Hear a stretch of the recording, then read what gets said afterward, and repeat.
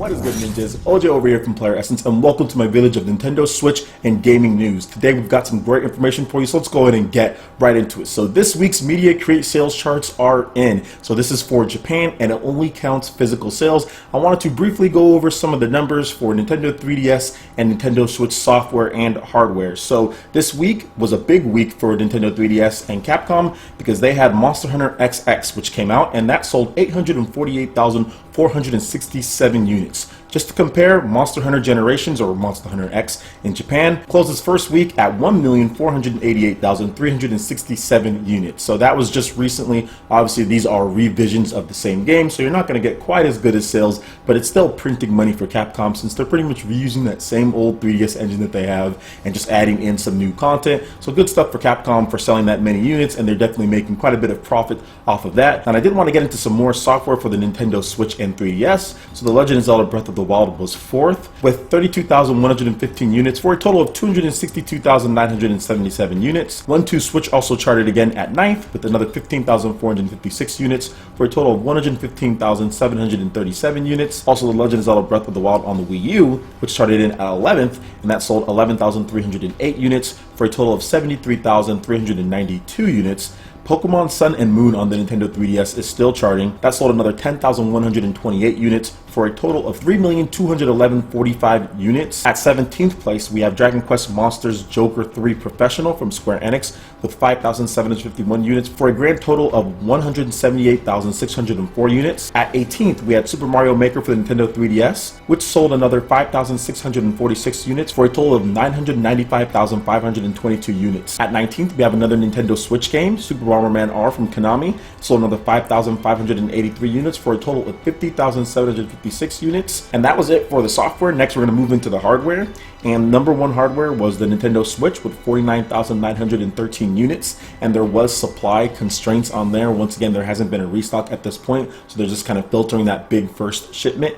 And number two was the new Nintendo 3DS LL, 33,352 units. Also, the Nintendo 2DS sold another 6,131 units. The new Nintendo 3DS sold another 2,796 units. And the Wii U, all the way down there at the bottom, sold 368 units. That has been discontinued in Japan. So pretty good numbers all around. Nintendo is just kind of phasing out that last stock that they did have as far as people getting the system. People are still buying The Legend of Zelda. People are buying 1-2 Switch. And Super Bomberman R is still doing okay on the charts here. So let me know what you guys think about these numbers, in addition to Capcom's big week with Monster Hunter XX. Alright, and moving on to the next article here. So we do have some new details on the battle system for Dragon Quest XI on the Nintendo Switch, PS4, and Nintendo 3DS. So the latest edition of Japanese publication Weekly Jump has been released, and it comes with some new details on Dragon Quest XI. The feature this week looks specifically at the game's battle system and introduction of 2 new characters. The release date for the game is expected to be announced on April 11th in a special Dragon Quest XI presentation that will take place. Here are the details from the Weekly Jump. So here's the battle system. The PS4 version uses a free movement battle system where you can freely move the character in viewpoint. There's also an auto camera battle system in which you can enjoy immersive battles. The Nintendo 3DS has a 2D mode featuring familiar 2D pixel graphics and a 3D mode featuring 3D characters and monsters. Both the PlayStation 4 and Nintendo 3DS versions use command battle systems. The Falcon Slash and Thwack options can be seen in use in the screenshots of the PlayStation 4 and 3DS versions respectively. You can also preemptively strike enemies. There is some sort of new element in which the protagonist is surrounded by a blue aura. 2 new monsters, Mandra and Octobolt, are pictured, and the 2 new characters are Martina, she's a high-spirited female martial artist, and then you also have Rue, a mysterious old man with a white mustache. Alright, and that's pretty much it for the battle details and the 2 new characters. I'm super excited for Dragon Quest XI on the Nintendo Switch, being able to play the game anywhere that I want. Now, they didn't particularly talk about the Nintendo Switch version in this actual article, but the Nintendo Switch version is going to fall in line with more of the PlayStation 4 version using the Unreal Engine 4. So it's probably going to be very similar to the PS4 version when it comes to the combat and the graphics and all of that. So let me know what you guys think about these new battle details, and are you excited for Dragon Quest XI? Hopefully we get a good release date for the Japanese market, and that in turn can be a small weight for the Western market with this game, because this game is actually looking really awesome,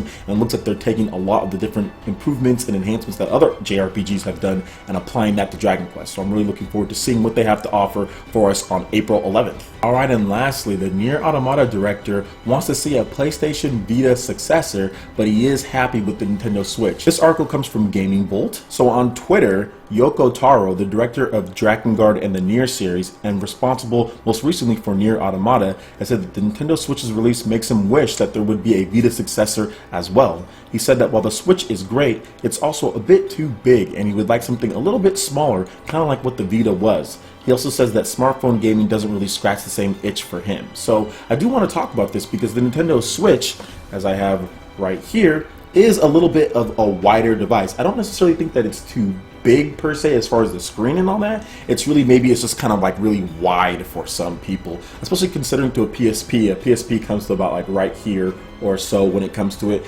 And if you actually look at it compared to a Nintendo 3DS, I actually have my 3DS right here, and I can show you guys that. So I think this is what he's talking about. It's just a little too wide because it's actually thinner than a lot of devices out there. Actually, if you compare it to a Nintendo, as compared to a Nintendo 3DS, it's pretty much about the same as far as width goes. It's just about it being a little wider compared. So as you can see here, it is just a little bit wide.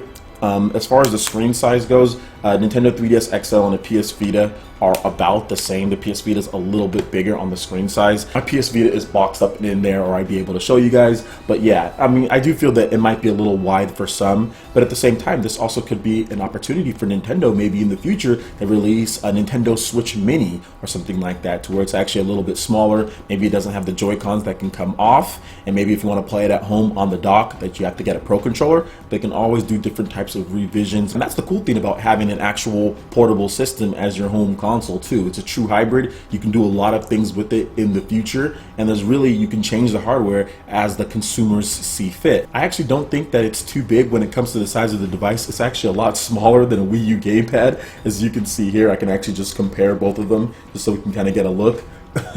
As you can see, it's definitely a lot thinner and smaller than a Wii U gamepad. Look at the thickness as far as the width of the Wii U gamepad compared to the Nintendo Switch. So I feel that it actually strikes a good balance, because I felt that this device was a little too big when it came to just holding and it being comfortable, whereas this is a lot better. So for me, it's actually not too big, but I can understand what he's saying here. It also depends on the size of your hands as well. If you have smaller hands, then it might be a little bit more uncomfortable for you to play the system or not. But it really all just depends. The Joy-Cons are pretty comfortable and are actually really tiny as well. Now, actually getting on to what he has to say, a PS Vita successor, yeah, that's probably not going to happen. I can understand him wanting one like a PS Vita, but it's just not going to happen with Sony and what Sony has done. Although I do feel that having just a revision like I talked about might be a better option, because Nintendo's actually supports their portables and their home consoles, and now you have pretty much both of them into one thing. So let's hope that someday we can probably see some of his games on the Nintendo Switch. I know there was some talk about Platinum Games. They said, well, if Square Enix wants to pay